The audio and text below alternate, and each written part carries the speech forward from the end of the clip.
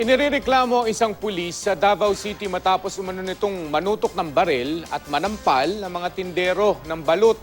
Patuloy namang hinahanap ang mga sangkot sa pananambang sa isang dating kilalang leader ng Kidnap for Ransom Group sa Calamba City, Laguna.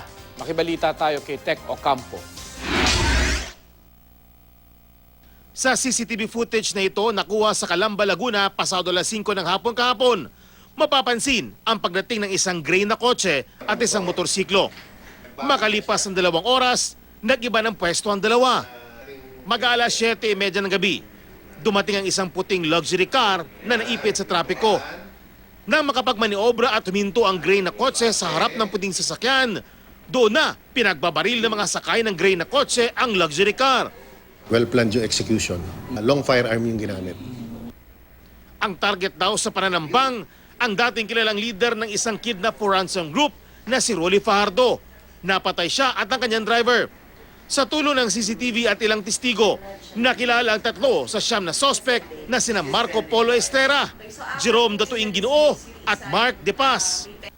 Mga pulis umano sila na mga suspect din sa hulidap sa EDSA noong nakarang taon. Hindi ko ina-expect na may gagawa ng gano'n sa asawa ko. Napakabait ng asawa ko. Sila biktima, sumuko sila para malaman kung sino ang nag-utos sa kanila. Naharap naman sa patong-patong na reklamo ang isang pulis sa Davao City. Nanutok ng baril at nanampal daw si PO2 Alan Lipa. Ayon sa 2 biktima ng mga tendero ng balot, bumili sa kanilang pwesto ang nasabing pulis bandang alas 8 ng gabi. Nang tanungin ng mga biktima kung alin sa mga balot ang kanyang bibilhin, bigla nila umano itong nanutok ng baril. Hindi pa raw nakontento ang nasabing pulis at nanampal pa. Nang dalhin na ang suspect sa pulisya, hindi na nakita ang baril nito. Desidido magsampa ng kaso ang mga biktima. Tumangging magbigay ng pahayag ang suspect. Sa parehong lungsod, arestado sa bypass operation na isang pulis na kinilalang si Emmanuel Noynay. Napagalamang nag-absence without official leave o AWOL ang nasabing pulis.